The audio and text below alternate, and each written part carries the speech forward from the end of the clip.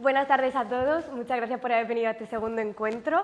Me alegra mucho veros aquí, pero es que la ocasión lo merece. La entrevista de hoy la va a guiar nuestra maravillosa directora, Lidia Otón, como siempre, acompañada de Alberto Madrid, que es alumno del estudio. Y nada, hoy nos va a acompañar un actor que nos va a entender perfectamente porque ha vivido la montaña rusa, que es nuestra profesión, de primera mano. Así que vamos a dar un fuerte aplauso a Roberto Enríquez.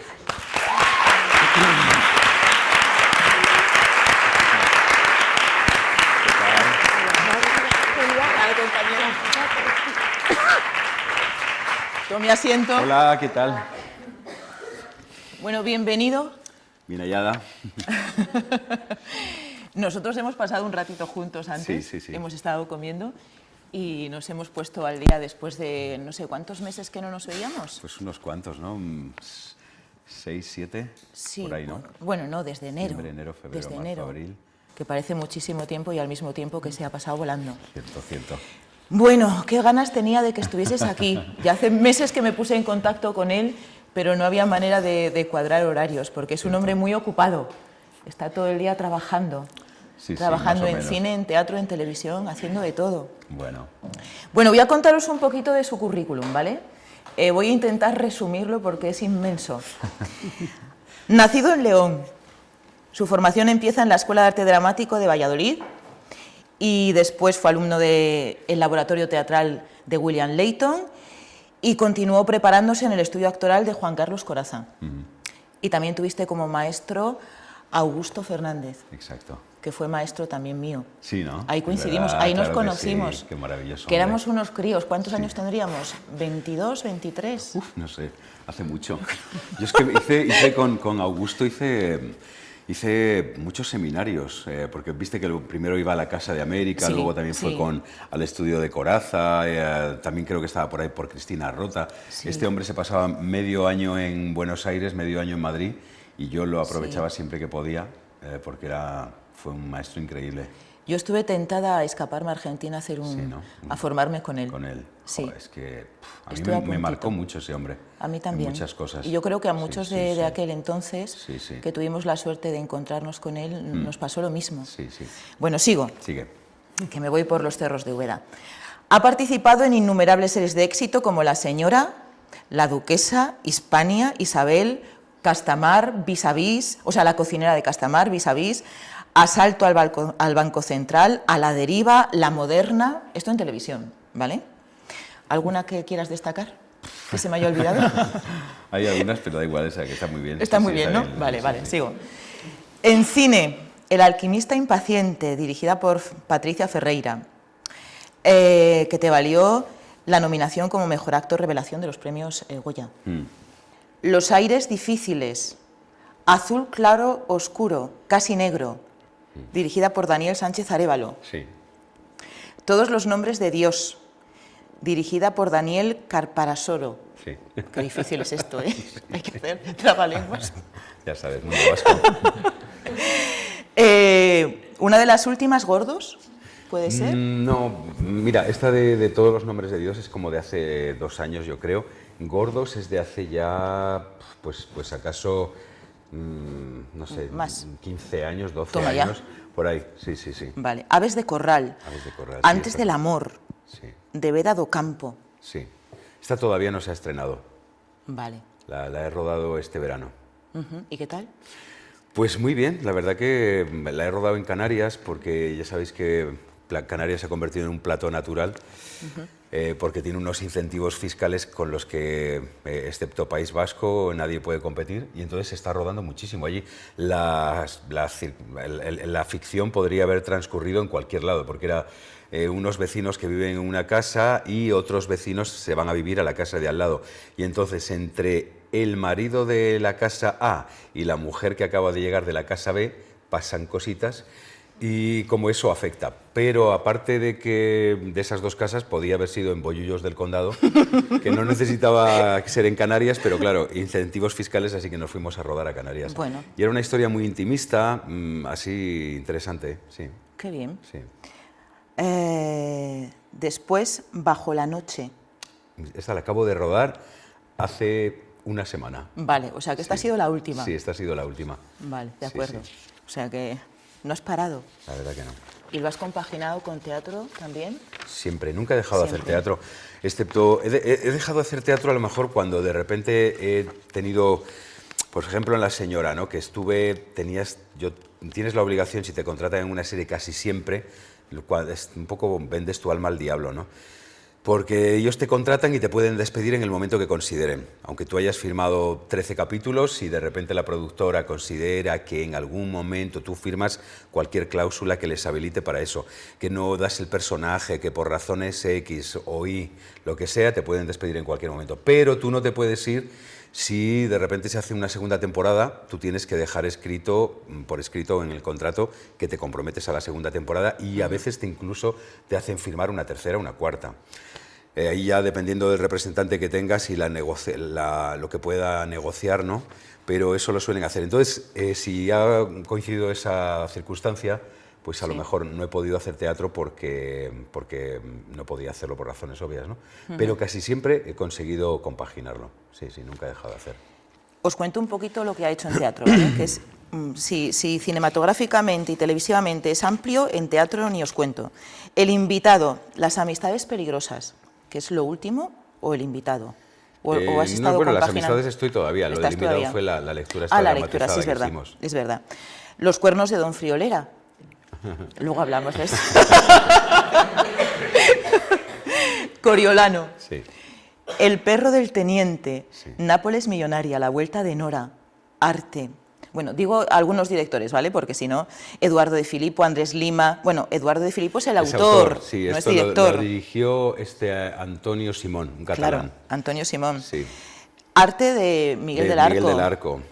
La vuelta de Nora fue Andrés Lima. Sí. El pequeño pony por Luis Luque. Sí, Fausto de Tomás Pandur. sí. Como gustéis. De Marco Carniti, un italiano. Doña Perfecta de Ernesto Caballero. Sí. Bueno, Málaga, Metro 13, Sí. Príncipe de las Tinieblas, Siglo XX, que estás en los cielos de Blanca Portillo, dirigida por Blanca Portillo, Barcelona, Mapa de las Sombras, por Laia Ripoll, Sí. El infierno segundante, por Tomás Pandur, segunda Sí, vez. sí. Qué maravilla, ¿no? No, bueno, es ¿No? que eso... Vale. sí. No.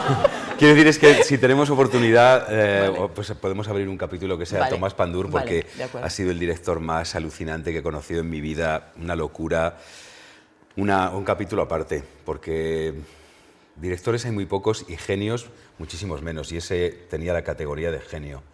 O sea que... Escuché una vez una entrevista a Blanca Portillo y lo que decía de él era maravilloso. Te ponía los dientes largos, ¿no? No, Como, por es que favor, yo no he qué trabajado pena. con él como con él con nadie.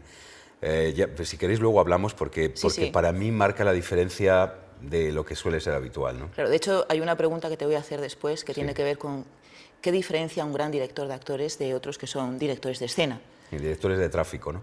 También.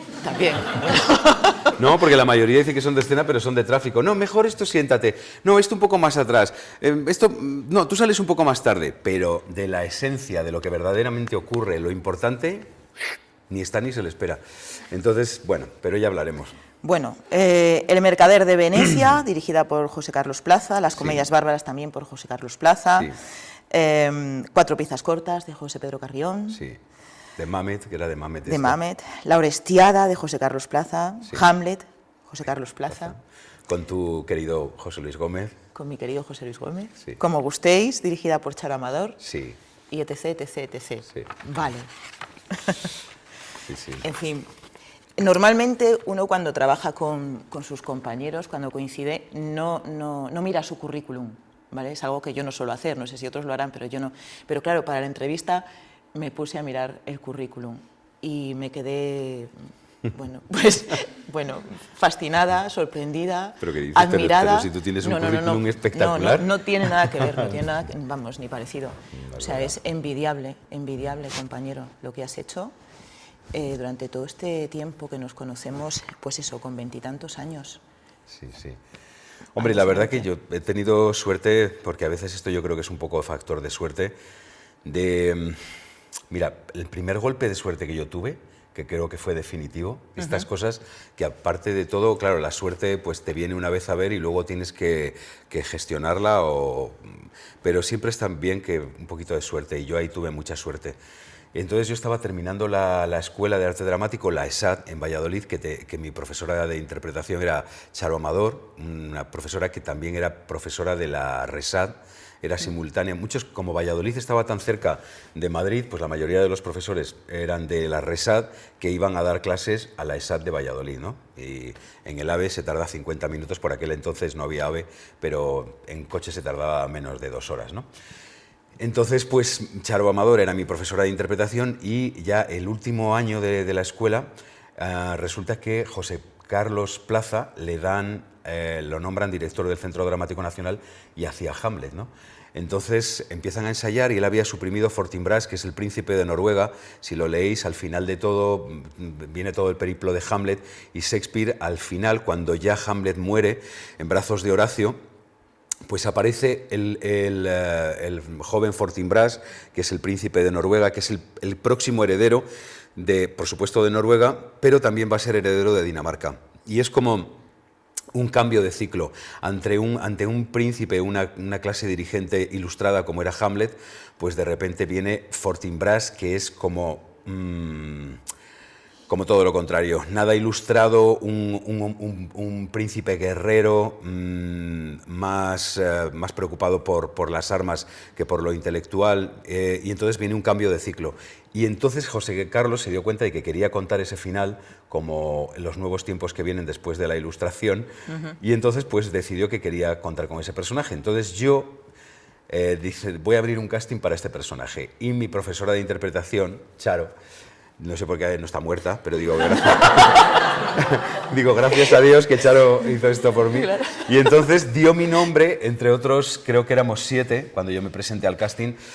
Y yo, pues nada, vine a Madrid con varios de mis compañeros para encontrar piso, porque ya por aquel entonces, hace 30 y tantos años, ahí es nada, 36 creo, 34, 35, no sé, pues era difícil, entonces había que venir aquí, tirarte una semana, tal, y yo encontré piso ya para venir a seguir estudiando en Leyton, y de repente vuelvo a Madrid, me llama Charo y me dice, oye, ¿a ti te gustaría hacer un casting con José Carlos Plaza para Hamlet, que lo protagoniza José Luis Gómez, con Ana Belén, con Berta Riaza, con Alberto Closas?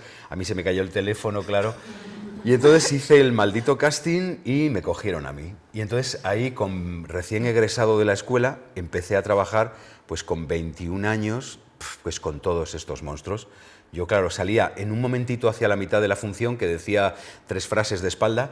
No, príncipe, no sé qué, yo, sí, por aquí, bla, bla, bla. Nada, de espalda, y luego salía al final, cuando ya había todo un campo sembrado de muertos, estaba, ya sabes, Hamlet como acaba, pues todo el mundo muerto, y entraba yo ahí diciendo que aquí entraban las nuevas generaciones, ¿no? Y claro, yo me pasaba toda la función primero preparándome, yo iba preparándome ya desde que salía de casa para hacer la función, y tenía 2 frases, ¿no? Y luego todos los días viendo la función, excepto media hora antes de salir, que yo ya ahí me ponía a prepararme como un loco, y entonces veía la función todos los días de todos los compañeros, y pues eso fue un golpe de suerte brutal, porque de salir de la escuela que dices, ¿qué hago ahora?, que además es un síndrome cuando acabas los estudios. Romper el condón también, pero el condón es más complicado, pero el cordón umbilical es complicado, ¿no? Y entonces yo no tuve que pasar por eso, yo recién roto el cordón, me salió trabajo, y ahí estuve 5 años en el Centro Dramático Nacional haciendo estos títulos a las órdenes de José Carlos. O sea, fue... Es que esa era mi primera pregunta, o sea, ¿cómo era tu llegada a Madrid después de haber estudiado en Valladolid? ¿Cómo fue poner un pie aquí y de repente, bueno, y un pie fuera de la escuela, pero ya me lo has contestado? Sí, y realmente pues yo me siento muy privilegiado por eso, que de verdad que creo que ha sido el mayor golpe de suerte que he tenido en mi carrera, porque fue el primero, me permitió estar en un sitio pues con un director que primero le gustaba hacer compañía. Entonces yo entré, le caí en gracia y entré dentro de su compañía, y me llamó para las comedias bárbaras de Valle Inclán, que hicimos las 3 comedias bárbaras en los sábados y los viernes y sábados hacíamos las 3 comedias que duraban como 7 horas. Eso lo vi yo Eso lo viste, ¿no? En el Campo Amor. No, eso en el Campo Amor. En el Campo Amor. Es verdad. Sí. Que fuimos yo al empezaba Campo a estudiar Amor. teatro Claro, allí. Claro. Sí. En aquel teatro maravilloso. Sí.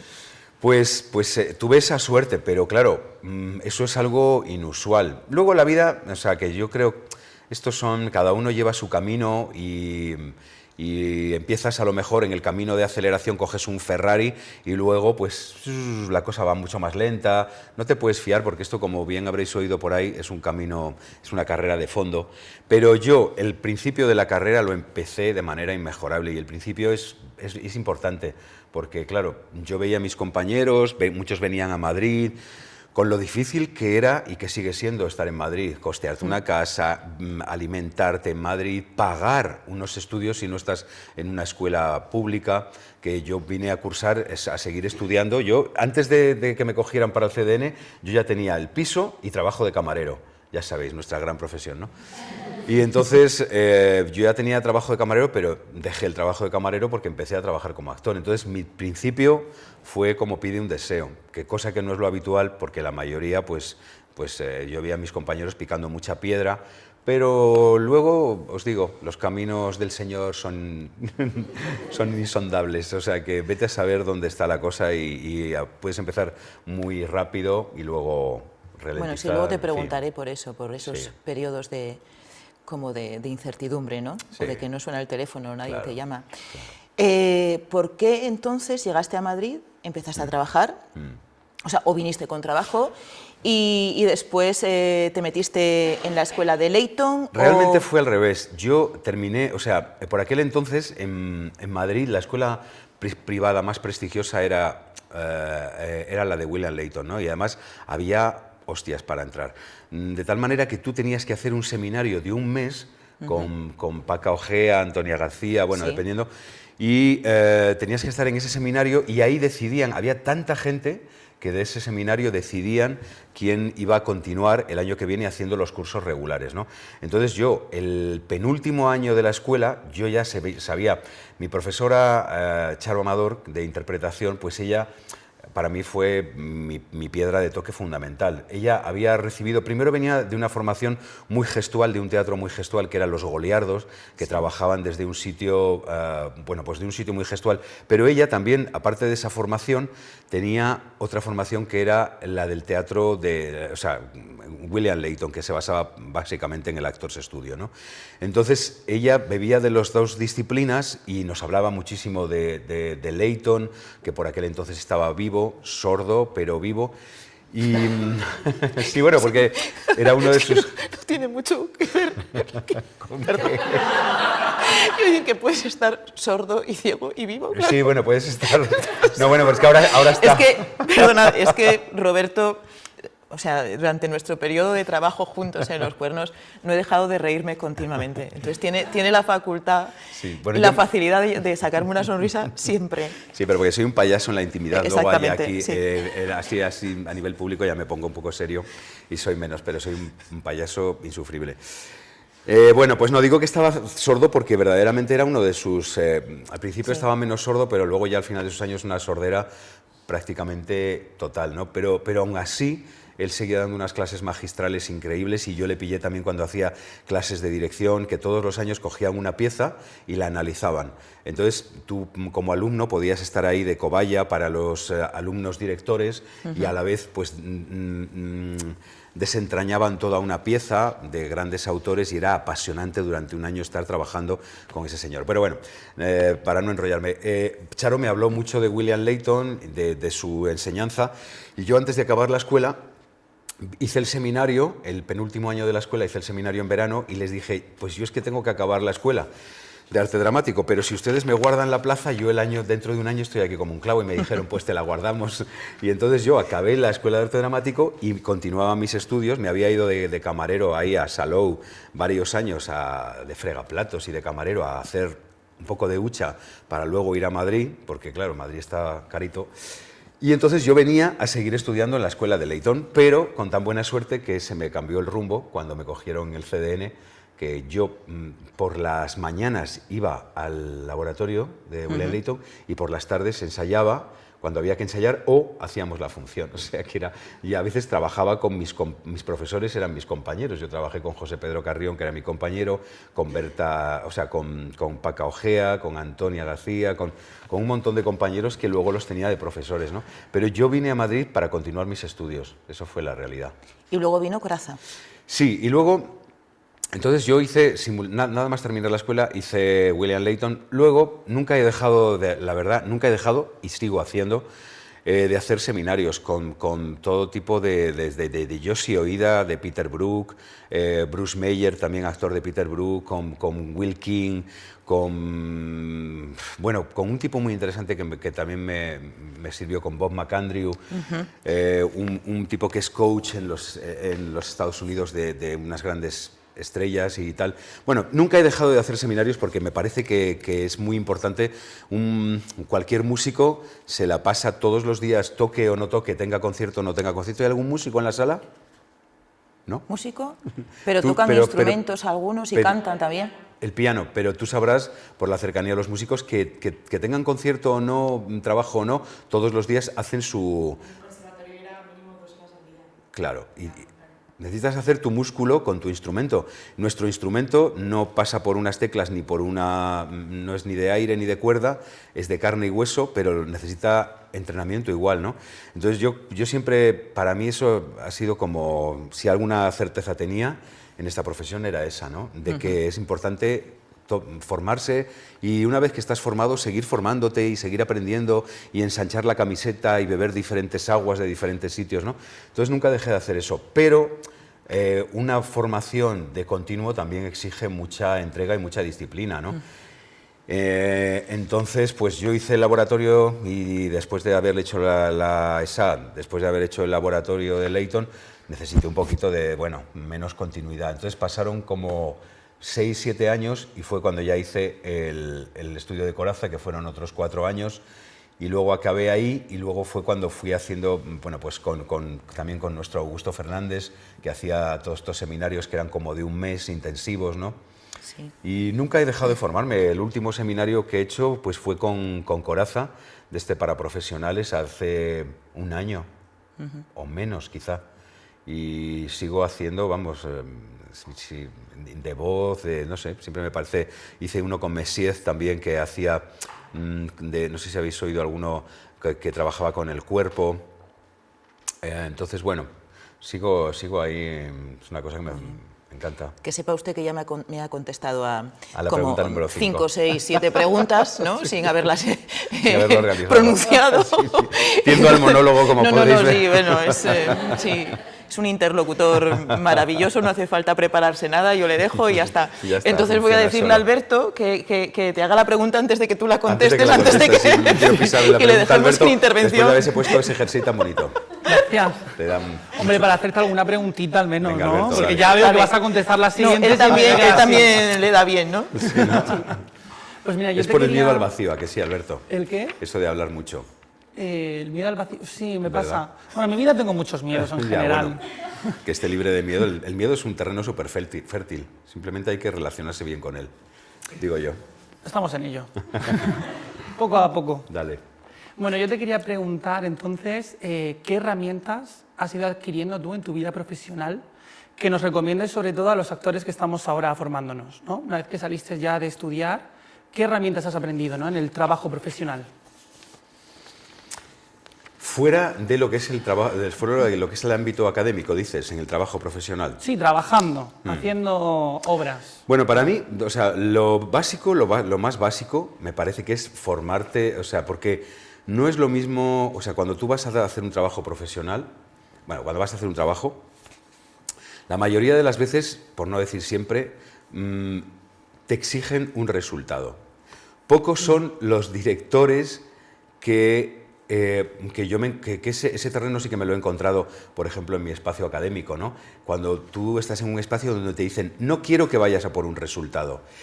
El resultado caca, no queremos un resultado, queremos investigar, ver qué pasa en esta situación. No vamos en busca del resultado, porque el resultado, ¿cómo es esta frase célebre de lo mejor es enemigo de lo bueno, ¿no? Ir a buscar un resultado probablemente te aleje de encontrar otras muchas cosas. Entonces, Eso lo he encontrado casi siempre en un ámbito académico. Cuando estás trabajando, primero, la mayoría de los directores, directoras, van a por un resultado y incluso si tú reivindicas ese espacio para no dar un resultado, sino para buscar, se pone muy nervioso. Bueno, pero que esto es clase, vamos a hacer un trabajo, ¿sabes? Se ponen un poco nerviosos porque quieren ver el resultado ya, o si es en cine, televisión, ni te cuento, es aquí te pillo, aquí te cepillo, ¿sabes? O sea, no hay tiempo como para muchas no hay tiempo como para muchas investigaciones. Entonces, donde verdaderamente tienes este espacio de libertad es en las clases, ¿no? Te enfrentas a una escena y casi nunca se va en busca de un resultado, se va en busca de que tú descubras cosas en la escena. Luego ya a eso se le dará una forma, que creo que es el final del proceso, ¿no? Entonces, para mí es muy importante que exista este espacio, pero ciñéndome a la pregunta que tú me dices, hay algo, obviamente, que pasa, por ejemplo, hablando del teatro, ¿no? Tú estás estudiando, estás trabajando una escena y habréis pasado por esa experiencia. El trabajo se completa cuando hay alguien a quien mostrarlo y hay un público. Y el hecho escénico ocurre, se crea el silencio, haces el trabajo, el público reacciona, bien, mal, medio pensionista, lo que sea, pero hay ese feedback y entonces ahí se completa el ciclo, ¿no? Entonces, eso, pues yo creo que es muy importante tener la experiencia de subirte a las tablas y la propia dinámica que te va dando, o un rodaje, ¿no? Por ejemplo, yo con lo de los rodajes siempre pienso que hay una asignatura pendiente que digo, fíjate que yo no me veo nada capacitado. A mí lo que hace Lidia, bueno, antes de nada, voy a hacer aquí antes de que me lo pregunte Lidia, se lo contesto yo. No te voy a hacer ninguna pregunta nada, al final. Pues te fastidia porque así de guapa que estás. No, uno no puede elegir la familia en la que nace, ni el lugar, ni nada. Pero lo que sí que puede elegir es el lugar de formación, donde quiere formarse. Y yo quiero deciros que de verdad estáis en unas manos cojonudas, excelentes. Y eso, dependiendo de qué elección hagas, pues va a mediatizar mucho qué tipo de actor eres. Porque hay mucho, perdonadme, voy a hablar un poco sin ambajes, hay eres libre para mucha persona, no voy a decir frustrado, mucha persona que no ha conseguido, mucho actor que no ha conseguido trabajar como actor. Y actriz. Bueno, sí, lo digo para que... actor, actriz, ¿no? Sí. Vamos a hablar en el genérico. En genérico. Hay mucho actor que no consigue trabajar como actor y se refugia en la enseñanza. Entonces, a veces, pues no toda la gente que enseña tiene vocación para hacerlo ni cualidades para hacerlo. Entonces, elegir una buena escuela es fundamental. Y creo que con esta mujer estáis en muy buenas manos, no es porque sea amiga mía y compañera, sino porque lo pienso de verdad. Entonces, bueno, importantísimo eso. Pero lo que te digo, lo que hace Lidia de verdad me parece muy encomiable, yo no me vería nada capacitado. Pero hay una cosa que sí, y es, por ejemplo, todo lo que tiene que ver con la técnica en el cine y en la televisión. O sea, a ti te enseñan en la escuela, vive en el compañero, bebe del compañero, recibe del compañero. No te masturbes tú, sino que te lo genere él, que te cree el trabajo, déjate transformar, tal. Luego estás con esta enseñanza y llegas aquí y te dicen, bueno, pues ahora no le puedes mirar a él, tienes que mirar al borde de la cámara. ¿Por qué? No, porque entonces el plano queda muy mal, tienes que mirarle al borde de la cámara, porque si no la mirada no funciona. Y entonces él me está hablando y yo le digo, no me digas, pero has venido aquí, no sé qué. Te lo estás fabricando todo tú porque lo único que oyes es esto. Cuando no, el actor a lo mejor no está y va el ayudante de dirección y te dice, ¿por qué abofeteaste a mi prima? Y tú, ¿por qué? Porque la odio, no sé qué, no sé qué. No era la primera vez que lo hacías, ¿sabes? Entonces, todo eso...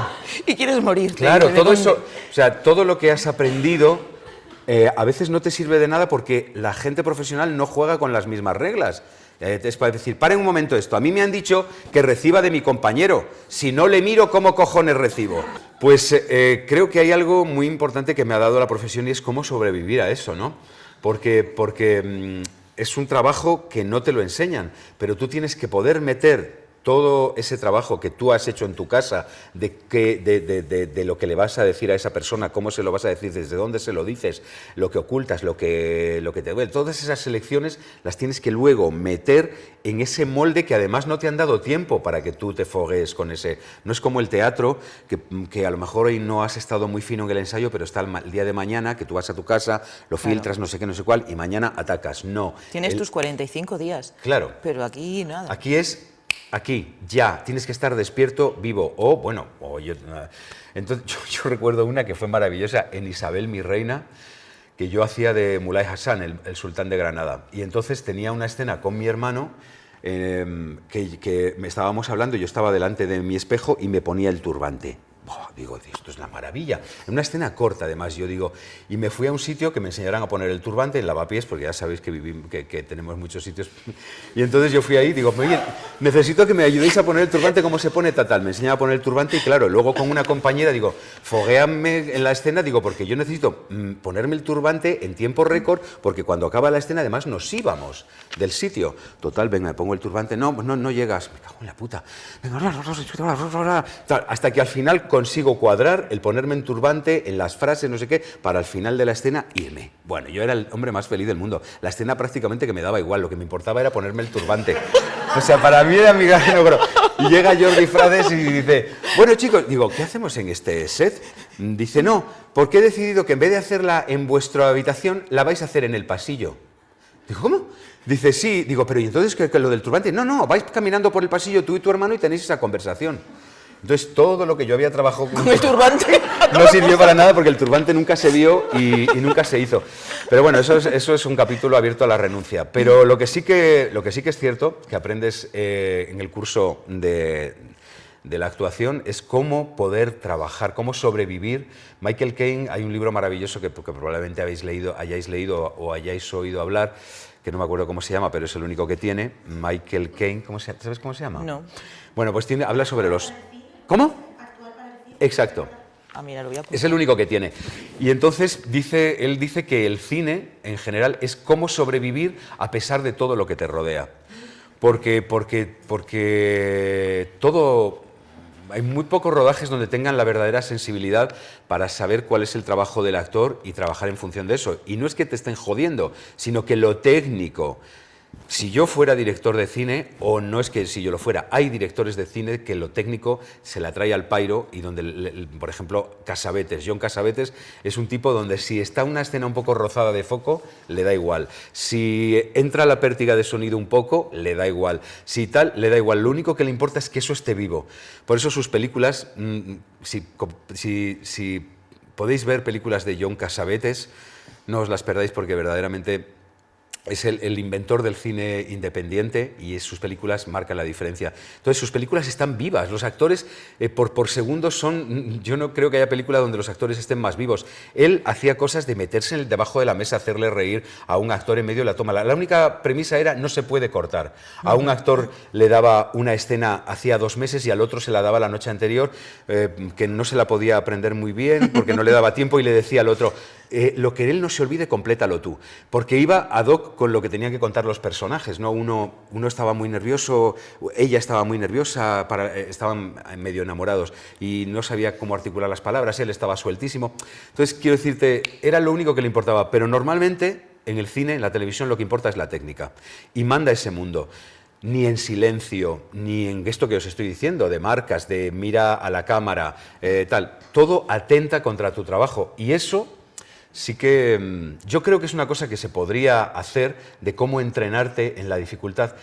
Tenemos la escena, ¿no? Ahora que la tenemos, os voy a hacer, porque es lo que hacen, os voy a hacer putadas. No que lo hagan con esa intención, pero verdaderamente son putadas. En esta frase te tienes que dar una vuelta, aquí te tienes que dar un paso hacia ella. En esta tenéis un plano por aquí y tienes que acercarte a ella hasta este sitio. No hasta aquí, porque te sales, no entras en cámara, ni hasta aquí porque es demasiado próximo, hasta aquí. Hacer todo eso, meterlo dentro de esa maldita plantilla y a ver cómo funcionas. Y tener cintura para hacerlo, porque no es que al día siguiente te vayas a encontrar con ese molde y ya te hayas podido trabajarlo. No, tienes que hacerlo aquí, en 10 minutos. O una escena que es complicadísima, tal, que tú te la has aprendido y llega el director y dice, bueno, de esta primera parte voy a quitar esto y nos saltamos aquí, y esto tal, aquí añado esta frase, y te lo tienes que hacer así para hacerlo, ¿no? Entonces, eso te lo da, ese fogueo te lo da el trabajo, aunque yo creo que es algo que esa adaptación a la cámara se podría hacer, pero eso no te lo da nada más que el trabajo, ¿no? Y creo que eso pasa por hacerlo. Muy bien. A no ser que a Elías se le ocurra una asignatura de este tipo y me llame para hacerla. Bueno, mira, era una pregunta que te iba a hacer, que ¿por qué no, nunca te habías lanzado a dar clases? Pues la verdad, porque le tengo mucho respeto. Mira, me tocó, me da pánico un poco, te lo digo, ¿eh? Me llamó Ainhoa para hacer, que yo pensé, ¿por qué no habrá llamado a Lidia? O sea, con lo cualificada que tú estás para esto, lo sé. Pues a la Menéndez Pelayo, la Universidad de Verano. He estado. Y tú has estado. Entonces ya estabas estado. consumida en ese sitio. Pues, y hay ahí como 100 y pico alumnos, la mayoría profesores universitarios, y yo fui humildemente a ver qué les podía transmitir desde mi experiencia y desde su rol, ¿no? Que la mayoría no eran como actores profesionales, sino profesores que se servían del teatro como una herramienta. Pero a mí me produce mucho respeto, la verdad, sí. Bueno, estás invitado a dar un intensivo cuando tú quieras, a lanzarte. Proponme. No, pero vamos, yo sin ánimo de nada, pero si un día te apetece poder hacer eso, por supuesto. O sea, quiero decirte que hay algo, y si no, eso es muy fácil porque lo puede hacer cualquiera. El hecho es cómo este trabajo que nosotros hacemos tan bonito, que por eso el teatro para mí es igual que la televisión, no se diferencia la base del teatro en nada. Cuando tú trabajas un personaje, la prosodia de un texto, lo que quieres decir con el texto, cómo construir ese personaje, cuál es la relación con el otro personaje, toda esta mandanga que estamos toda la vida dándole vuelta, recibe, no anticipes, relájate, toda esta vaina, todo es igual. Lo único que bueno, pues que el cine y la televisión tiene esta cosa de la técnica y muchas veces estás completamente mediatizado por eso. Y si eso te perturba, tu trabajo no sale, porque eso está por medio, ¿no? Esa era otra pregunta que te iba a hacer, pero ¿cómo te vas anticipando a todo? Pues es que me voy quedando sin material. No, tengo aquí un montón, pero como ya no seguimos la escaleta, venga, pues entonces vamos improvisando. Cuando claro, sea la hora, tenemos una hora. Cuando sea la hora, me dan el toque y tracatrá. Vale, entonces... ¿Cómo ha sonado eso, no? ¿Tracatrá? Me dan el toque y tracatrá. Es que tú te lo llevas siempre a lo mismo. Yo sí, cuando tengo un poco de calor. Vale. Venga, dale. Que es que como empieza a reír no paro. Vale, entonces, retomando con esto que has dicho de los personajes y del medio, ¿crees que hay una diferencia entre prepararse un personaje o interpretar en el cine, en la televisión, en el teatro? ¿Hay una manera, un medio, un método diferente? ¿O que el actor tiene que formarse como actor y después pulsar la tecla o reducir o girar el volumen, ir adaptándose? ¿Tú qué crees? ¿O lo que has hecho tú? Sí, yo creo que en el cine siempre trabajas en un plano mucho más realista, ¿no? Básicamente es realismo. Luego está la dificultad del personaje, que esté más cerca de ti, más lejos de ti, que tengas que hacer una construcción, que tal, no sé qué, pero casi siempre trabajas en un plano más realista. Luego, en el teatro, yo por lo menos siempre trabajo desde la conexión con algo que yo le pueda aportar a mi personaje, sea el estilo que sea, pero no es lo mismo hacer un Shakespeare que hacer un Valle Inclán, hacer Ionesco o Harold Pinter o no sé, en el teatro creo que los estilos del teatro, o sea, el teatro conforma mucho la forma de trabajar, pero bueno, eso también lo define un poco el trabajo del propio director, directora o el trabajo con los compañeros, ¿no?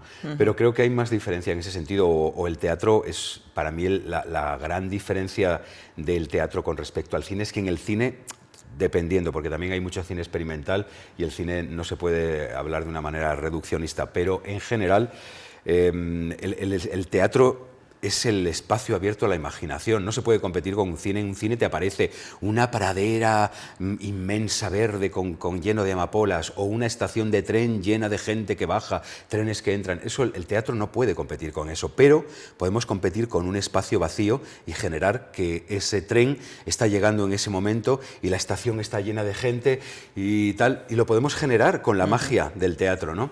Entonces, a partir de ahí, es como el estilo de interpretación en el teatro se define mucho más por el trabajo que esté haciendo el director, la compañía, sí, el autor, el dramaturgo. Claro, entonces es más diferente, ¿no? Ahí sí que encuentro, porque básicamente en el cine suelen ser historias más realistas donde te ciñes a... Yo, por ejemplo, en el cine lo que hago mucho es quitarme texto. Quitarme texto porque muchas veces es muy retórico, ¿sabes? Y te lo adaptas a ti. Sí, bueno, primero Haces adaptarlo a mí, si el autor-director o autora-directora no es demasiado celoso, siempre intentas negociar, tal. Pero, por ejemplo, ahora en la película esta que acabo de hacer, muchas cosas me parecía que estaban sobreexplicadas. Y yo le decía, y afortunadamente tenía esa ascendencia sobre el director y me dejaba negociar, le decía, pero esto yo ya lo he dicho aquí, y además esto creo que lo puedo decir, lo digo con la intención, no hace falta que lo subraye, lo estoy diciendo con toda la intención, todo mi subtexto es esta frase, no hace falta que la diga porque es explicitarlo, o yo creo que con esta mirada lo arreglo, porque el cine es fundamentalmente imagen, ¿no? El teatro pasa mucho más por la palabra, aunque hay teatro gestual, como bien sabéis, ¿no? Pero sí, yo lo que hago más en cine es quitarme texto, pero esto que dices de los estilos yo creo que pasa más por el teatro, ¿no? Y cuando te preparas una audición, un casting, ¿marcas la diferencia? ¿Lo haces de manera diferente, un casting, una audición? ¿Si es para teatro o para cine? Sí, o para televisión. Pues mira, para teatro hace muchísimos años, yo creo que de las pocas veces que he hecho casting fue con Tomás Pandur.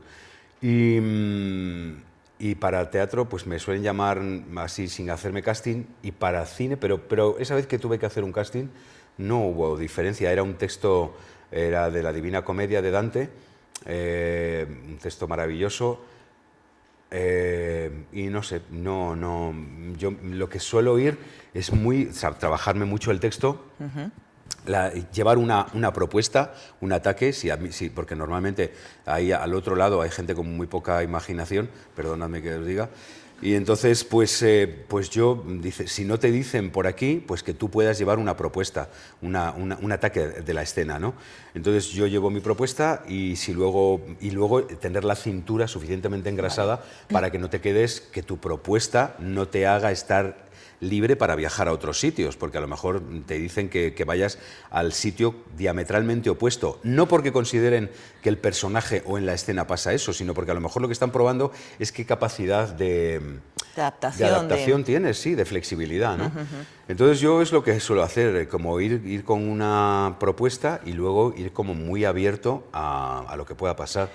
Porque te habrá pasado alguna vez que vas con una idea de un personaje pues en una función, o sea, en los ensayos, al principio de los ensayos, y de repente el director o directora tiene otra versión absolutamente distinta, ¿no? Y tú lo ves claro en una dirección y el otro o la otra pues es diametralmente opuesto a lo que tú quieres hacer o lo que tú has imaginado, sobre todo lo que tú has imaginado, ¿no? Sí, sí. Entonces, ¿cómo haces para Esa es una pregunta muy interesante. no traicionarte o no mostrar excesiva rebeldía? Es una pregunta interesante y compleja, ¿verdad? Como tú bien sabes, amiga.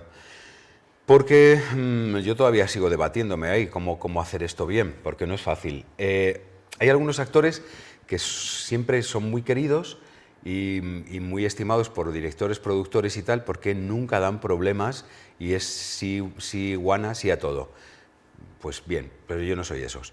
Entonces la cuestión es, hay veces que tienes que negociar, porque si te proponen, yo recuerdo pues un director en concreto que me proponía un personaje que empezó diciéndome, este es un pusilánime. Estaba deslumbrado por una película que se había hecho sobre esa obra de teatro, y entonces yo no quise ver la película, porque digo, yo quiero entrar en este proyecto es imposible. Cuando gente, pues por ejemplo, como Marcello Mastroianni, hace un texto o tal, es imposible no contagiarte de algo con gente con tanto talento. Entonces yo preferí no ver absolutamente nada para entrar virgen y lo más libre posible. Pero él tenía como algo como muy... todas las premisas que me daba sobre el personaje no me servía ninguna a mí. Yo decía, pusilánime, es el adjetivo, con este adjetivo no sé qué hacer. Alguien pusilánime, eso que decía Stanislavski, una cosa es que el personaje esté aburrido, pero lo que nunca puedes hacer es aburrir al público. A mí pusilánime era un adjetivo que me parecía una losa. Y yo pues digo, yo no lo veo así, y luché y eso te genera enfrentamientos a veces tienes un director que sí que te puede dejar probar y otras veces que se resisten y ahí viene la negociación. Yo creo que siempre es mejor tener cintura e intentar ahí la diplomacia y negociar y llevarte el gato al agua, pero ¿cómo se hace eso exactamente? Porque hay veces que por más que persigas, pues es R que R y claro, finalmente lo tienes que defender tú, entonces tiene que ser un ten con ten. Yo no creo en los actores legionarios, no creo. Hay actores que son así, lo llevan muy a gala, de decir, a mí lo que me diga el director, hago. Digo, a mí es que me tienen que convencer. A mí me tienen que convencer y luego ya, mira, como un kamikaze, le pongo mi alma, mi sangre, mi carne, mi voluntad, mi energía, le pongo todo lo que tengo. No me guardo nada, pero de alguna manera tienen que convencerme y seducirme para llegar a ese sitio, porque si yo no creo en eso, va a ser como querer hacerlo bien porque me lo piden, pero yo no puedo aportar nada a eso, ¿no? Y entonces, pues eso a veces genera problemas, porque claro, yo tengo una amiga, por ejemplo Silvia Bascal, que yo siempre digo, qué hija de puta, cómo admiro tu manera de ¿Torear? Sí, de torear, porque ella nunca, no sé cómo lo hace, pero no se confronta con el director y al final acaba haciendo lo que ella quiere. Tal, no sé, y yo siempre soy de los de, vamos a ver, sí, pero vamos a ver. Doy fe. Por esto, no sé qué, claro, pero ¿cómo va a ser así, si tal y no sé qué? Y me pongo como más confrontativo y todavía con la edad que tengo no he conseguido aprender a probar un poco más la otra escena. Lo intento, pero no me sale mucho. Me sale más enseguida el que va con toda la artillería, tal y cual. Pero yo soy de los que, y eso me ha pasado en teatro y me ha pasado en televisión y me ha pasado en cine, por ejemplo, en televisión. Recuerdo en La Señora que tuvimos ahí un poco de problema algunos compañeros porque llevábamos haciendo una serie durante varias temporadas, tenías el personaje y entonces te proponían unas escenas que dices tú, pero vamos a ver, si mi personaje ha dicho esto en esta... El mayor guardián de tu personaje eres tú, porque en una serie de repente hay 3 directores, 4 directores. El capítulo 1 lo dirige fulano, el capítulo 2 lo dirige Mengana, el capítulo 3 lo dirige tal. Van cambiando los equipos, pero tú estás siempre ahí y eres el guardián de tu personaje. Entonces yo decía, pero vamos a ver, ¿cómo puedes decir esto si dije anteriormente aquello y luego lo que hice fue esto otro? Entonces esto es incoherente. No, bueno, pero sí. Siempre vienen las excusas de mal pagador. No, bueno, pero si esto tal, no sé qué. No, yo no me lo creo. Esto no, yo tengo que creer en esto. Y entonces ahí peleando mucho, afortunadamente, había una gente detrás sensible y entonces los directores fundamentalmente recogían propuestas y luego se reescribía y se transformaba, pero no viene exento de cierta... Llega un momento que dicen que tocas los huevos, tocas los huevos, el estar diciendo esto toca los huevos, es mucho más... genera mucho menos polémica si tú dices sí a todo. Bueno, pero aún así no has parado de trabajar. Sí, no he parado de trabajar. Te han llamado continuamente, sí. A pesar de tocar los huevos. Sí, bueno... Algo muy bueno harás. A mí no me gusta nada esta escena. No puedes decir esto. Es que esta frase yo no la puedo decir. Yo creo que siempre tienes que decir, yo esto no lo veo así, pero... Y romperte la cabeza para decir, podría decir, o creo que sería mejor, ¿sabes?, ofrecer una alternativa, porque si solo generas un problema, vas a ser el que genera problemas. En un momento en el que en un rodaje las cosas van así, no hay tiempo. A ver, ¿qué es lo que...? Quería comentarte algo del texto.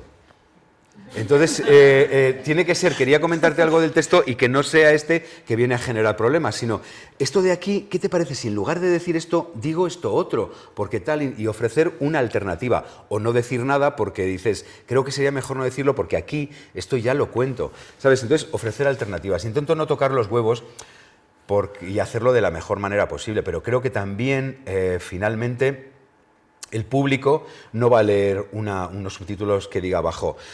El actor no estaba, en esta escena, el actor no estaba muy convencido de lo que decía, por eso le verán ustedes con cierta falta de credibilidad o le verán un poco más tenso. No, al final, el que dicen, qué mal está ahí fulano, ¿no? Sí. Nadie va a saber por qué. Entonces tú tienes que también defender tu trabajo. Sí, sí, sí. Y tienes que decir, joder, ¿por qué? Porque es así. Y bueno, y eso a veces pues no se entiende porque piensan que estás, pues eso, este es un caprichoso, pero yo creo que si argumentas con sentido común y tienes propones algo alternativo y tal, bueno, pues creo que es menos difícil que si simplemente te quejas, ¿no? Vale, me parece bien. Antes de que se nos escape el tiempo, tengo muchas preguntas, pero te quiero preguntar porque tú has empezado por Tomás Pandur. Sí. ¿Vale? Antes de que Sí, de sí, repente nos antes vayamos de por que me otros enrolle temas. con otras cosas. Ya que estamos tocando la dirección, háblanos de tus procesos con él, de cómo fue ese primer momento, ¿no? Ese conocimiento, ese primer montaje, supongo que fue como todo un descubrimiento, por lo que has contado o has dejado entrever, ¿no? Y qué te aportó o qué te cambió, qué te modificó, qué te transformó. Pues mira, en el fondo me siento, como os dije antes, un verdadero privilegiado y afortunado por haber trabajado con un genio, ¿no? Y luego me siento muy desgraciado por haber trabajado con él, porque una vez que pruebas ese trabajo, todo es como, no sé, es como probar, yo qué sé, a mí es que no me gusta el caviar, pero como probar caviar de beluga y luego verte marginado a comer siempre hamburguesas de McDonald's, ¿no? Pues entonces, pues hay algo así, ¿no? Y este hombre, yo creo, nos pasó a todos... Muchas gracias. Debería bebérmelas yo todo porque soy el que más hablo. No, bueno. Para eso estás aquí, para Claro, hablar y efectivamente, contarnos. para hablar aquí como un cotorro. Pues fue increíble. Lo que nos pasó todos en el infierno de Dante, que lo hicimos en el Centro Dramático Nacional, primero aquello tuvo que ver más con la energía que puede ser un concierto rock que con una obra de teatro. Todo era como una especie de pecera acristalada, enorme, un edificio como de cristal donde los personajes estábamos dentro, la mitad de la obra o un poco menos, luego se abría eso, pero todo eran espejos y íbamos microfonados porque con música de Goran Bregovic. Y este señor nos consiguió enamorar a todos, pero cuando digo a todos fue a todo el teatro. Todos los técnicos estaban on fire, las maquilladoras, los maquinistas, todo el mundo era como... Era una energía brutal. Y básicamente este hombre tenía un texto, obviamente, pues como ejemplo de Fausto o como ejemplo de El infierno de Dante, ¿no? Tenía un texto y la manera de abordarlo hacía mucho trabajo de elenco, mucho trabajo físico, mucho trabajo de improvisación y hacía una cosa. Primero, no era el azote de los técnicos en este sentido. Nosotros íbamos ahí a la Jorge Juan. Y de repente, o a Almendrales, que también ensayamos allí, y desterrado el chándal. O sea, no quería ver un chándal. Había una burra de vestuario que tú tenías ahí con unos vestuarios que flipabas. O sea, es como que había hablado con el vestuarista, con la vestuarista y le había dicho, quiero esto, quiero tal. Y traía material. Había una burra llena de vestuario que tú era como un... Yo qué sé, te ponías esto, te ponías lo otro, te despertaba la imaginación, no era un pantalón de chándal, era ropa que tenía historia, que tenía poesía, que contaba ya algo, que te la ponías y te invitaba a jugar. Eso para empezar. Las luces no era con luz de fluorescente, entonces no era en cualquier sitio, sino que era en un espacio donde había puesto unas luces que generaban un ambiente. Se traía músicas. Y entonces, dentro de que empezábamos todos en un mambo, que él nos iba proponiendo en una improvisación, nos iba dando directrices y de repente nos metía dentro de una improvisación. Dentro de una improvisación en la que tú volabas y ahí te pedía el texto o empezabas a hacer la escena, o a veces ni siquiera haciendo la escena, ni siquiera jugando con el texto, sino aproximándote. Entonces era como increíble. Porque salían unas cosas por parte de todo el mundo alucinantes. El problema verdaderamente consistía en cómo repetir, porque decía, eso es lo que quiero. Y entonces tú te ibas a tu casa y decías, ¿y cómo hago yo otra vez lo que he hecho esta noche? Pero si no sé ni cómo he llegado ahí, si ha sido, no creo que pudiera repetir esto. Y volvías a repetirlo, ¿no? Ese era, y entonces te sentías todo el rato autor de tu propio trabajo, porque no hacías encima de un escenario nada que no te hubiera pertenecido en los ensayos. Él no te decía, quiero que te subas aquí a este tablero y quiero que aquí te pongas a bailar una tarantela. No. Esto había sido mediante una improvisación, tú te habías subido aquí arriba y te habías puesto a bailar una tarantela. Y luego al día siguiente te decía, quiero que vuelvas a hacer lo de ayer. Y dices, hostia, ¿cómo hago yo lo de subirme aquí y bailar la tarantela? Pero no era una cosa que viniera impuesta, sino algo que tú habías hecho. Entonces, y era increíble. Recuerdo, por ejemplo, en Fausto, Alberto Frías, no sé si alguno lo conocéis. ¿Lo conocéis? Es un actor que estudió en la RESAT, canta muy bien y luego ha derivado sus pasos por ahí, está dirigiendo bastantes cosas así a nivel de óperas y tal, y controla mucho a nivel la música lírica y bueno, toda la música en general, ¿no? Y él lo contrata, entre otras cosas, porque es muy buen actor, pero lo contrata también porque él tenía una tesitura vocal que era como un castrato, ¿no? Como un contratenor. Entonces, cantaba ahí, increíble. Y entonces él le manda a cantar una canción que componen unos eslovenos increíbles, una canción bellísima, nos la canta el primer día y todos ¡buah!, con los pelos de punta ahí encontrando, increíble. Y entonces la tenía que cantar en un momento dado y en una de estas improvisaciones que nos manda estamos corriendo Fausto, el diablo, los ayudantes del diablo, todos ahí corriendo, más, corriendo, porque él tenía algo como también utilizando mucho el teatro performativo, una cosa como muy física, ¿no? Entonces corriendo ahí, tal, y entonces dice, a un golpe os desplomáis todos, y hace ¡bum! ¡Bum! Caemos todos al suelo, y entonces todos, se nos salía el hígado por la boca, y entonces le dice, Alberto, levántate. Alberto, dice, canta la canción. Y entonces, no, era imposible, no tenía aire, no tenía resuello y tenía que llegar a esa nota. Bueno, fue increíble lo que le pasó, porque veías la desesperación de un actor, la desesperación real de alguien que no tenía oxígeno por llegar a esas notas e intentar cantar toda la canción. Y lo más alucinante, el hecho teatral, porque él no se quedó en un maravilloso intérprete que pudiera cantar muy bien una canción. Y dijes, va, esto estaría muy bien, ¿no? Tú lo ofreces al público y diría, joder, qué bien canta este tipo, qué maravillosa es la canción, qué bonito este momento. Pero no, crea un hecho teatral y es en ese momento de agotamiento, en esa cosa tan fuerte, tan eléctrica, que todos corríamos ahí en el sitio con un texto fortísimo, ¡bum!, nos desplomamos y se levanta e intentaba luchar contra la física, porque no tenía aire para poder cantar, y entonces era de una angustia, y lo que él generaba, todas las noches se desgarraba llorando allí, y era un momento emocionante. La canción no se cantaba tan bien como era la canción original, pero ¿a quién le importaba eso? Porque el momento era eléctrico y estaba vivo.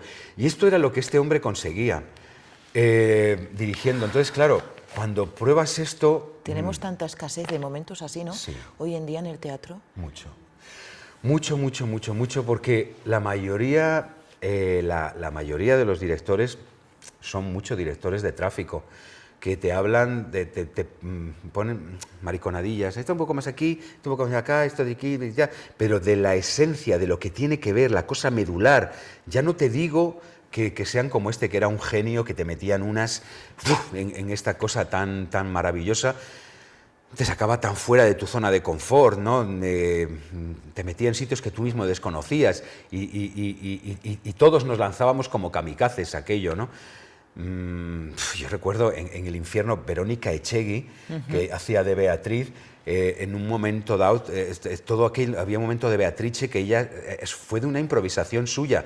Ella iba con un vestido de plumas blanco, un vestido increíble, que en un momento dado se sacaba un tacón y de su desesperación empezaba a clavarse el tacón, sin clavárselo, a clavarse el tacón en la vagina, en una cosa muy fuerte, y empezaba a sangrar todo allí, manchando aquel vestido de plumas. Todo aquello, todos esos momentos nacieron de los ensayos, de cosas que los actores les pertenecían, ¿no? Entonces yo ya no digo que tengas que topar con un genio, pero yo sinceramente sí he hecho mucho de menos Pues esto con lo que trabajábamos con Augusto, ¿no? Augusto, a mí me gustó, fue uno de los maestros que más me ha gustado porque este hombre partía de la pieza. ¿Qué cuenta la pieza? ¿Cuál es el cuentito?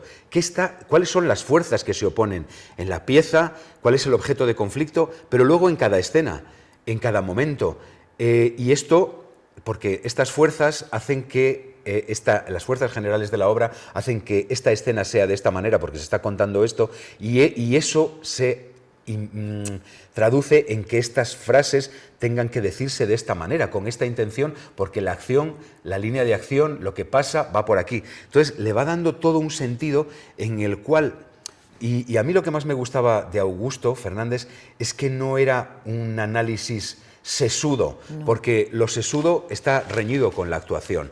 Tiene que ser, era un análisis que tú lo veías clarísimo para actuarlo, un análisis claro para actuar. Sí. ¿Qué pasa aquí?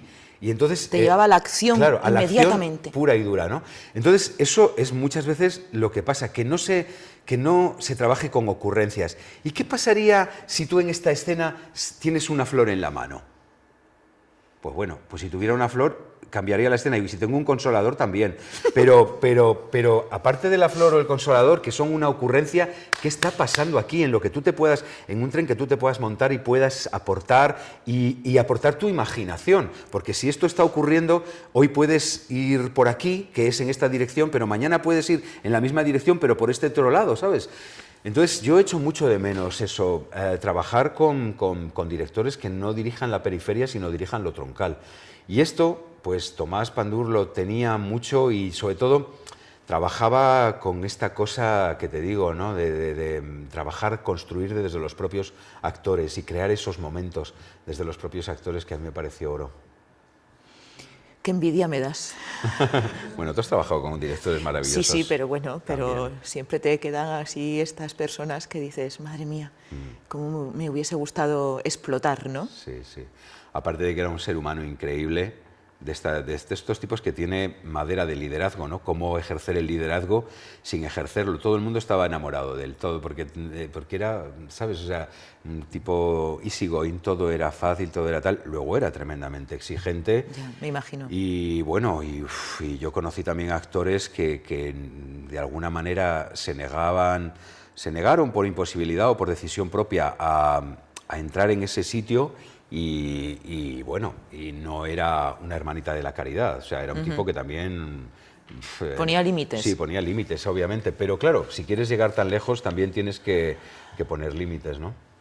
Voy a darle a Alberto la oportunidad de hacerte una segunda pregunta. Venga, ¿Te parece? Lánzala, Alberto, antes de que lleguemos a la hora, ¿no? Sí. Vale, la última pregunta, Alberto, y luego ya le hago yo la última y pasamos el turno. Bueno, has estado en Los Cuernos de Don Friolera, trabajando con Lidia, con Miguel Cubero, que son profesores de Chekhov. Entonces, ¿qué opinas tú de la técnica de Chekhov? ¿Crees que es una técnica que moviliza al actor?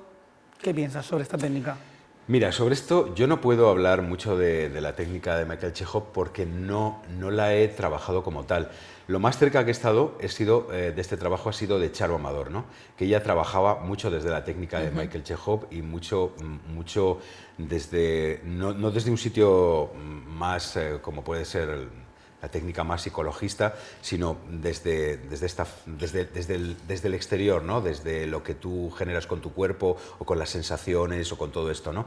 Y a mí me pareció súper rico, me gustó muchísimo porque finalmente creo que no todos, que todos los caminos... A mí me gusta mucho una frase que dice Grotowski, que no sé si la conocéis, pero que me parece oro, que es decir, el arte es inmoral. ¿Te suena? Sí. Tiene la razón quien tiene el resultado. Entonces, a mí, si tú accedes a ese resultado mediante la técnica de Chekhov o accedes a ese resultado mediante la técnica de... o wherever de técnica...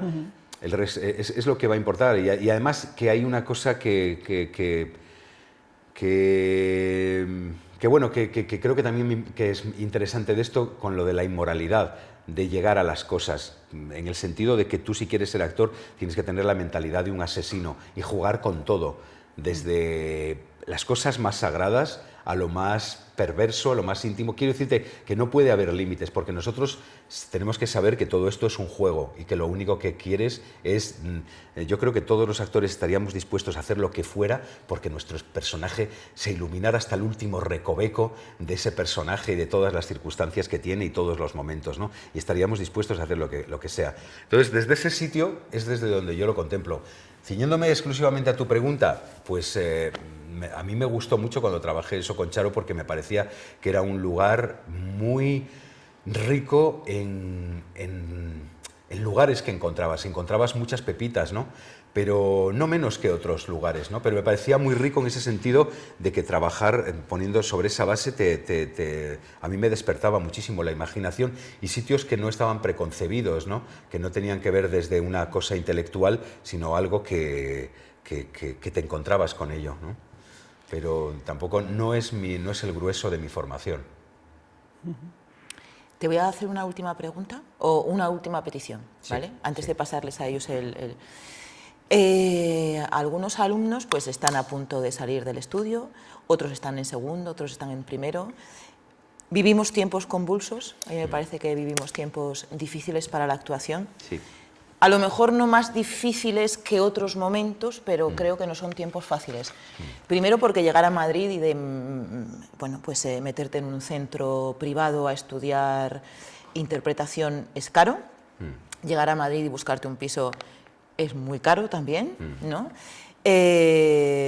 Socialmente tampoco es un momento que podamos tirar cohetes. Estamos rodeados de censura.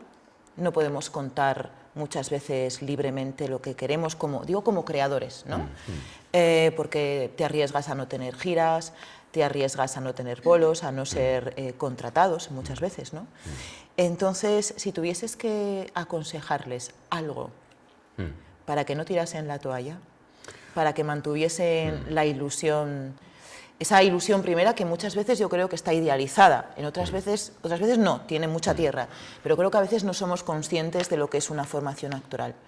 ¿Qué les dirías? Bueno, yo os diría que esta época nuestra no es más dura que yo qué sé.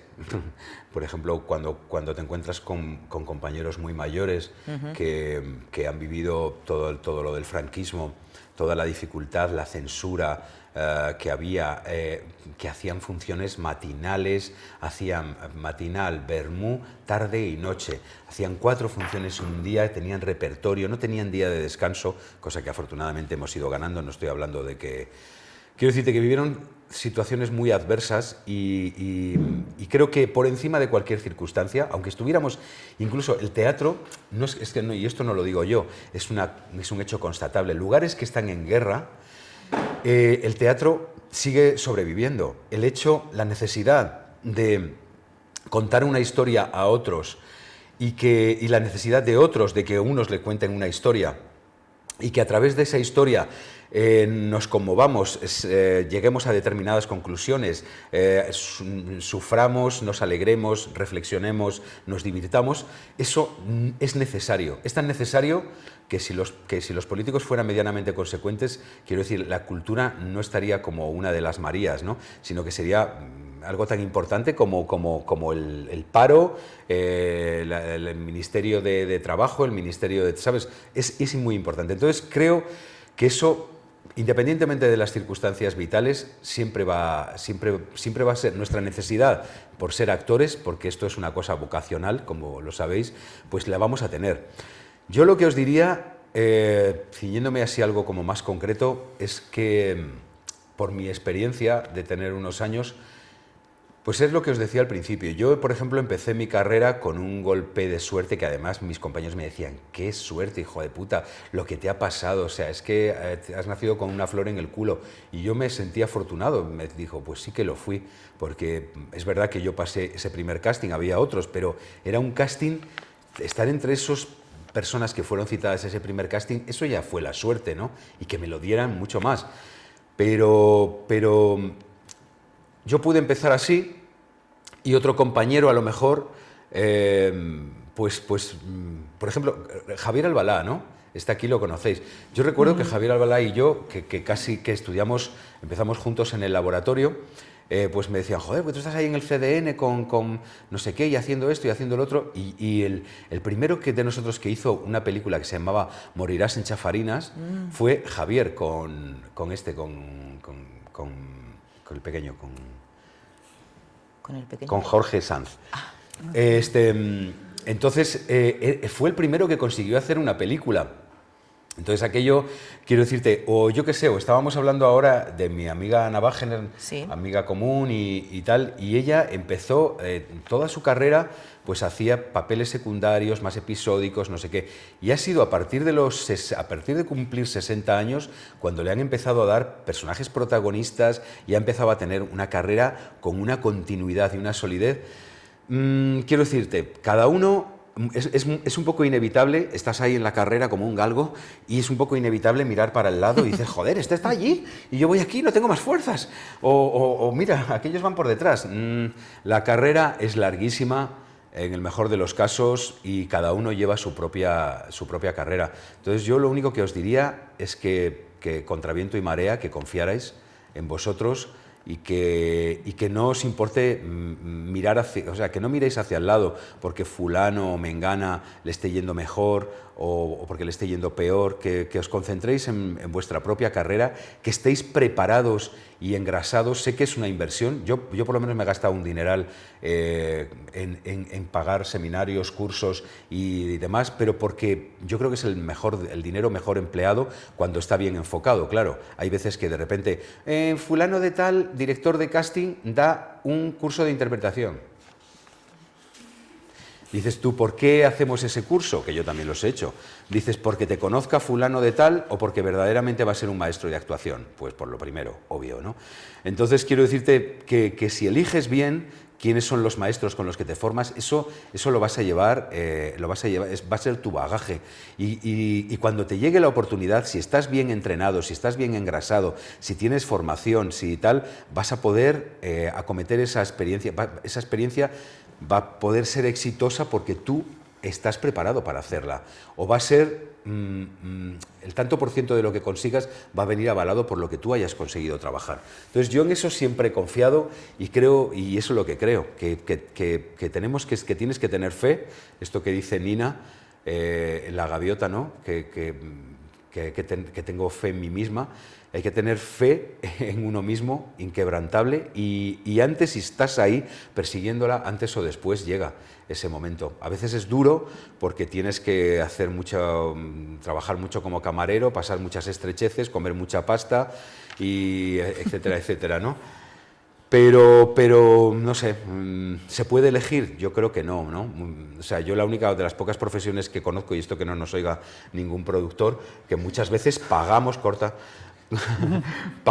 por hacer nuestro trabajo. O sea, a veces te dicen, es que no hay dinero, tal, no sé qué. Bueno, pues por el gusto de hacerlo, por la necesidad de hacerlo, no cobras o incluso a veces pones dinero y lo pierdes o cosas así. Esto solo ocurre en nuestra profesión, porque es como una necesidad. Entonces, pues ya que tenemos esa necesidad y es como un yonki que no podemos quitarnos la heroína y además no queremos, pues entonces pues estar ahí y confiar y tener la cabeza, que esto es lo más complicado, ¿no? Aparte porque hay una cosa que tiene que ver con el trabajo, con trabajar con el instrumento, y luego hay una cosa que es extra instrumento, y es cómo estoy yo con mis propias circunstancias, con el hecho de que no me salga trabajo o con el hecho de que me salga y esté viviendo un tormento, porque no me entiendo. Mi compañero es insoportable. El director que tengo me parece un cero a la izquierda. Circunstancias adversas, pero tú tu trabajo lo tienes que hacer y aún así tienes que sobrevivir a eso y es tu obligación. Y entonces, pues, ¿cómo tener tu cabeza en el mejor sitio? Que eso ya no sé qué consejo dar, porque eso, vete a saber, es muy ¿no? delicado. Es muy delicado. Pero creo que también tenemos que intentar estar medianamente higiénicos mentalmente para no irnos a la mierda. Todos sabemos, Antes hablaba con Lidia de esto, ¿no? El tenis, por ejemplo, cuando dos tenistas están ahí, falta el match point para ganar y uno tiene miedo a ganar y el coco le traiciona y pierde, o empieza a fallar y tal. Está en nuestro coco muchas cosas, ¿no? Entonces, ¿cómo intentar estar, pues eso, cuidarnos mentalmente, para estar en el mejor sitio posible con las circunstancias que tenemos? Cuando estás incluso a veces en el triunfo también, ¿eh? Porque a veces la gente dice, pero ¿de qué se queja este si está ahí en la cresta de la ola?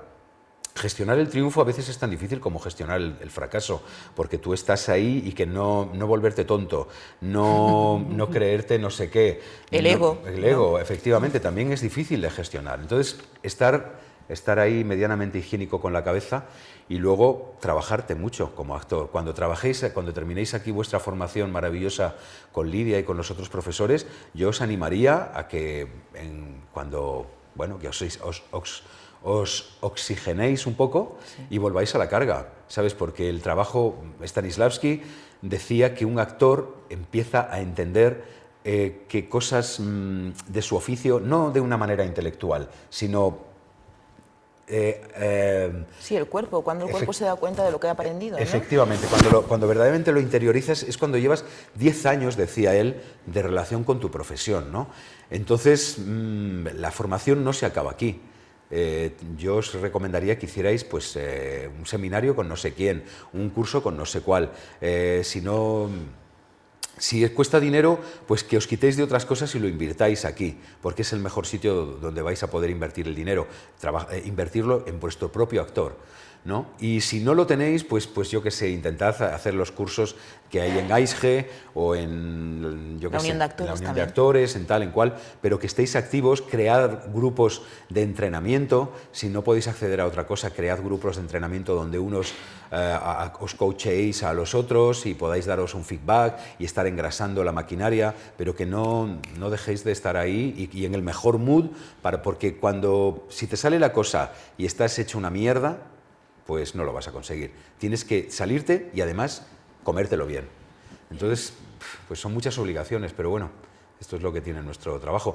Y luego, una cosita más, si me permitís, que yo creo que es muy importante y eso yo por lo menos en mi primera etapa, como vivía en Valladolid, pues ahí estábamos en Valladolid, había 4 compañías privadas y poco más, y el audiovisual ni de coña. Entonces yo estaba muy concentrado en mis estudios y era una burbuja.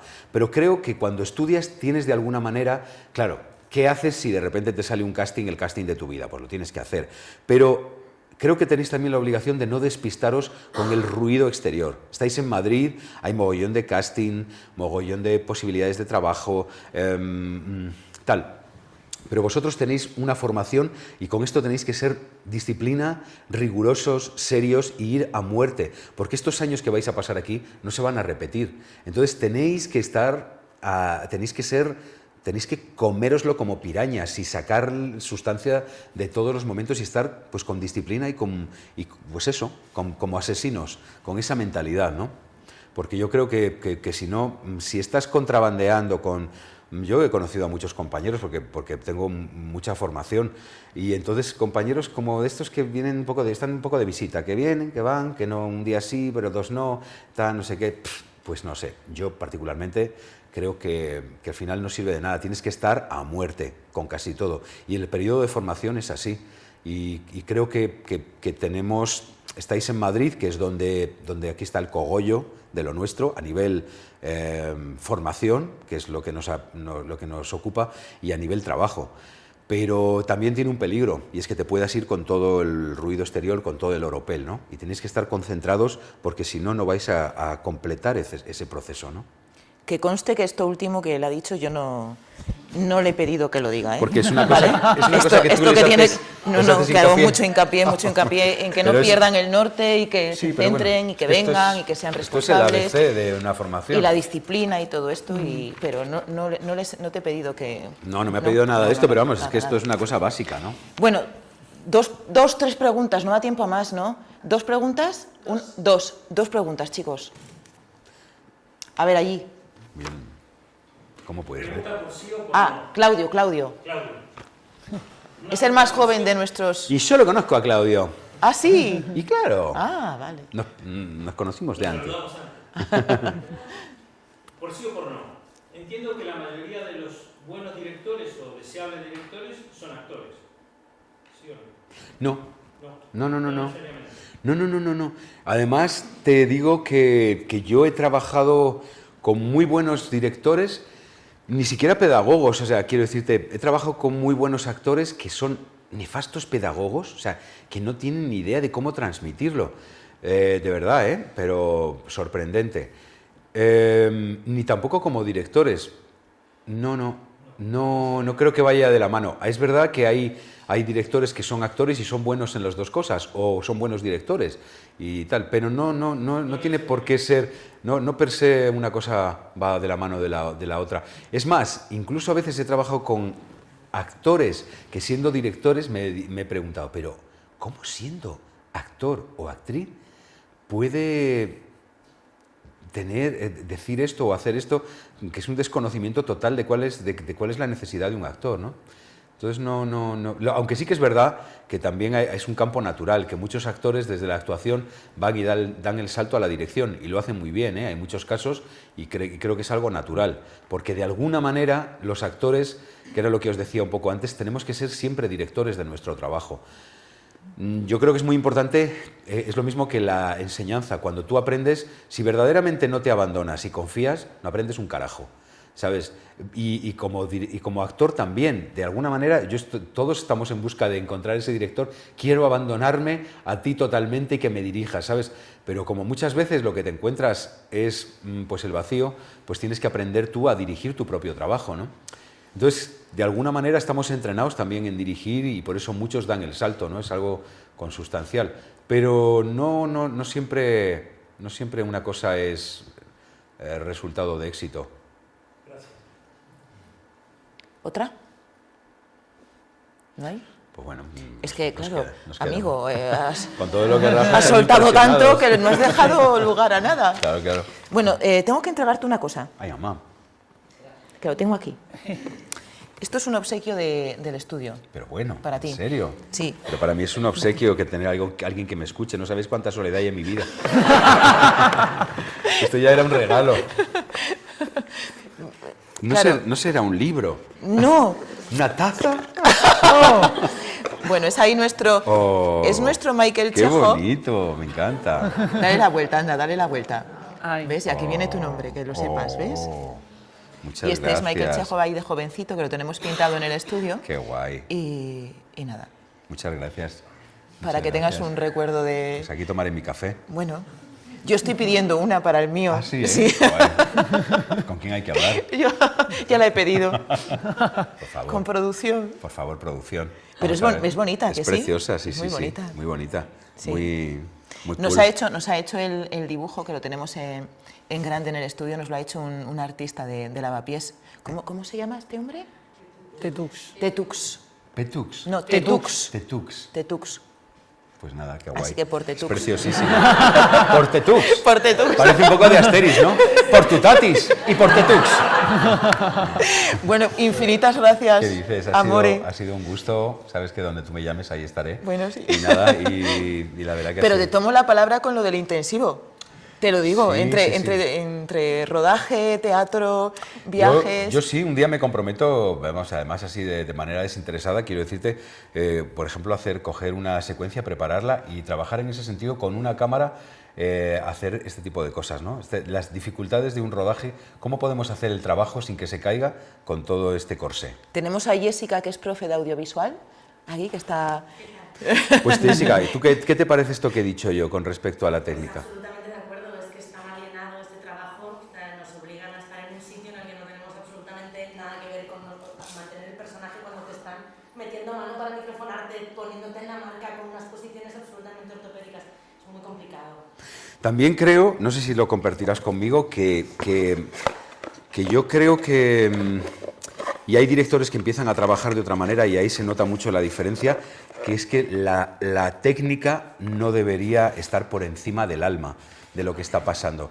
Porque claro, un plano puede ser muy bonito, el traveling alucinante, el foco que no se pierde en ningún momento, llegas al primer plano, no sé qué, todo lo que tú quieras. Pero si eso no tiene alma, a los 10 minutos ya estás diciendo, pues yo luego tengo que ir a no sé qué, tengo que quedar no sé qué, te vas, ¿no? Sí, entonces, yo creo que también ha sido como muchos años de coger ese estilo a la hora de hacer cine y de coger esa grandilocuencia que se podía obtener con una gran producción y explotarla en detrimento de lo actoral. Entonces hay que intentar volver un poco a lo otro y creo que ahora sí que se está equilibrando bastante más. sí, El tiempo es un gran enemigo también en el cine y hay que jugar mucho con eso. Fíjate, hay tiempo para ensayos. pero yo creo que eso es un tiempo que luego a la larga se gana. O sea, quiero decirte que yo creo que es dependiendo de dónde se pone el acento, ¿no? Porque yo, por ejemplo, y creo que es verdad que ahora empiezan a surgir más directores, directoras que trabajan de otra manera, que le dan mucho espacio a eso, a que la actuación esté viva, a que sea por encima de todo, ¿no? Y a permitir ensayos, incluso ya en televisión se están permitiendo como pequeños ensayos antes de... Sí, pero... Si le das espacio al actor...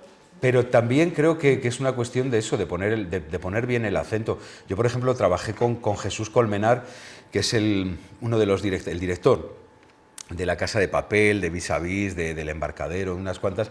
Y entonces este tipo es un tipo maravilloso, que le da bastante valor a la actuación.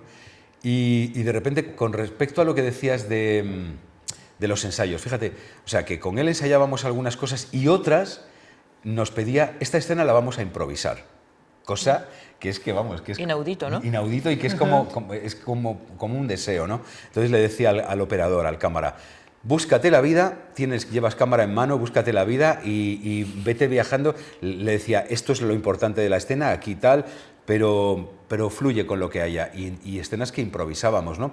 Creo que eso no pasaba por ensayo, obviamente porque estaba improvisado, pero sí pasaba, pero claro, te ponías cardíaco como actor cuando de repente veías que no había texto y que tenías que estar en la situación y qué es lo que podía pasar. Y entonces eso era maravilloso. No digo que todo tenga que ser improvisado, porque no es esa la cuestión, sino poner que la técnica no cobre tanta importancia, que parece lo único, ¿no? No, yo creo que no debería. Lo que sí que, y me imagino que tú estarás de acuerdo conmigo y sobre todo de cara a ello, lo que sí que me parece súper importante subrayar es el ir lo más preparado posible al rodaje, y eso depende obviamente que hay muchísimo del trabajo del actor, que es trabajo en soledad que tienes que hacer tú, de análisis de texto para poder llevar esa propuesta que hablamos, como decía Tom Hanks, que un actor solo tiene 3 cosas que hacer, ¿no? Saberse el texto, llevar una propuesta y llegar a tiempo. Hay muchísimo trabajo que es en soledad. Y luego tener que todo lo que has construido estés dispuesto a cambiarlo, ¿sabes? O sea, quiero decirte porque yo he trabajado con compañeros que a lo mejor han trabajado con un coach, ¿no? O han trabajado solos, me da igual, pero que han llegado es que esta escena han llegado a esa solución y de ahí son inamovibles. Entonces, de repente, el día que vas a rodar la escena, lo que era en un exterior está lloviendo y hay que hacerlo en un interior, lo que era con turbante, sin turbante, lo que era con, ¿sabes? O sea, estar dispuesto a tener la cintura muy flexible para cambiarlo y estar vivo, ¿no? Porque el rodaje, así como el teatro es el arte de la repetición, que vas un día y al día siguiente el espectador no vuelve, el que vino hoy no viene mañana normalmente, pero tú sí que vuelves al día siguiente y ahí en esa repetición vas encontrando las pepitas de oro. El cine no, tienes que estar, el cine y la televisión, lo audiovisual, tienes que estar con todos los radares afinados y puestos ahí porque no vuelve a pasar el tren y lo tienes que trincar en el momento y estar como muy abierto, como digas, te cabrees por algo y entonces tal, te vas a la mierda. Como te lo hubieras trabajado de X manera y sea la contraria y te obceques con eso, te vas a la mierda. O sea, de qué manera poder cuidarte a ti y para que el trabajo sea lo mejor posible, ¿no? En eso estamos. Bueno, yo les hago putadas, pero voy cambiando cositas para que vean esta cosa de que hay que estar vivo y que... Qué bueno, me parece estupendo. Sí, todas esas putadas, pues me parece muy bien que se las hagas porque son las que te hacen luego profesionalmente con esto. Te voy a hacer una putada. Sí. Que Hay que acabar. te voy a cortar. Ah, bueno, está bien. Es una putada soportable. Bueno, pues nada, compañeros, que espero que os haya entusiasmado. A mí no deja de sorprenderme, así que supongo que a vosotros también. Y que muchas gracias. Ha sido un gusto. Que te amo. Y yo a ti más. Por favor.